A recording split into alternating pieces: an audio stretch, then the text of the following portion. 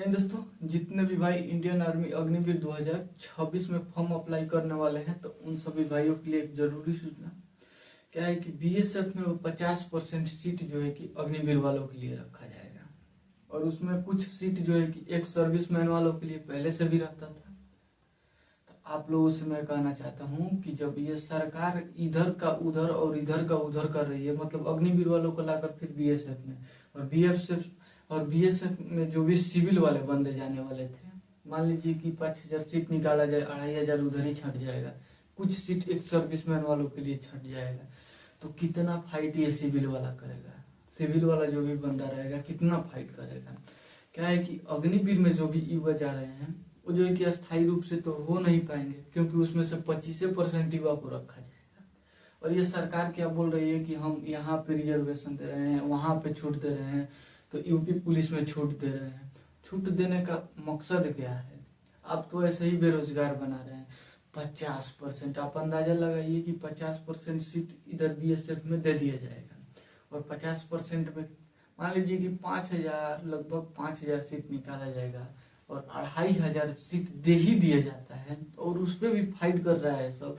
तो देश में लगभग मान लीजिए कि साल में 60-65 हजार भर्ती निकलता है इंडियन आर्मी में। 60-65 हजार में से लगभग 45,000 के करीब, लगभग 45,000 या 35,000 के करीब युवा बाहर आएगा। जब इतना युवा बाहर आएगा और इतना युवा हर साल अब आएगा, क्योंकि हर 4 साल पे जो है कि इन लोगों का अब निकलना स्टार्टिंग हो चुका है, क्योंकि ये जो 2026 में निकलेंगे 22 वाले, तो 2023 वाले 2027 में निकलेंगे। ऐसे जो है कि धीरे धीरे इन लोगों का प्रोसेस स्टार्ट हो गया निकलने का। तो ये इतना बेरोजगारी बढ़ जाएगा, इतना बेरोजगारी बढ़ जाएगा जिसका कोई ठिकाना नहीं रह पाएगा। क्योंकि ये उड़ीसा में 180 पोस्ट पे, लगभग 180 पोस्ट पे होमगार्ड का भर्ती निकाला गया था। उसमें इंटरमीडिएट से वो 5वीं पास पे था, उस पर ज्यादा एजुकेशन क्वालिफिकेशन नहीं मांगा गया था, 5वीं पास मांगा गया था। इंटरमीडिएट, ग्रेजुएशन, बीएससी, बीटेक, मतलब ये सब लोग वहां पे, मतलब हायर एजुकेटेड लोग वहां पे पहुंच कर जाकर होम गार्ड के लिए जो है कि एग्जाम दे रहे हैं। और जगह जब नहीं मिल रहा था ना, तो वो लोग, उन लोगों को रनवे पर बैठा के एग्जाम लिया गया है। और इतना ही से आप लोग अंदाजा लगा लीजिए कि देश में बेरोजगारी कितना है। और बेरोजगारी है तब भी सरकार ये योजना चला रही है, अग्निवीर योजना। तो इस योजना का विरोध पूर्ण रूप से होता आ रहा है और जब तक ये योजना रहेगा तब तक इस योजना का विरोध किया जाएगा।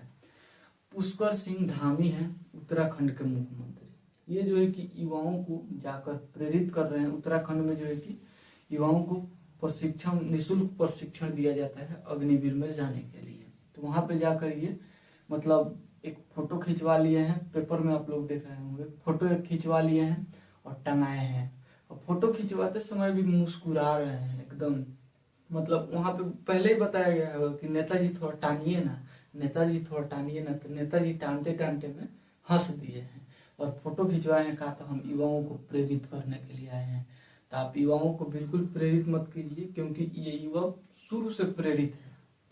आप सबसे पहले क्या कीजिए नेताजी, आप अपने बच्चा को सबसे पहले इंडियन आर्मी अग्निवीर के द्वारा भेजिए और उसको एकदम फ्रंट लाइन पर भेजिए। ग्लेशियर में उसको, सियाचिन ग्लेशियर में भेजिए और 4 साल के बाद आएगा, उसके बाद उसको नेतागिरी सिखाइएगा। क्योंकि आप सबसे पहले अपने घर से निकालिएगा तो युवा ज्यादा प्रेरित होगा। ऐसे छोट मोट ग्राउंड पे जाकर प्रेरित करने से कोई फायदा है नहीं। और आप लोगों से मैं बता देना चाहता हूँ, जितने भी भाई देख रहे हैं, तो इस चैनल को ज्यादा से ज्यादा सब्सक्राइब करें, क्योंकि मैं स्टार्टअप कर चुका हूँ।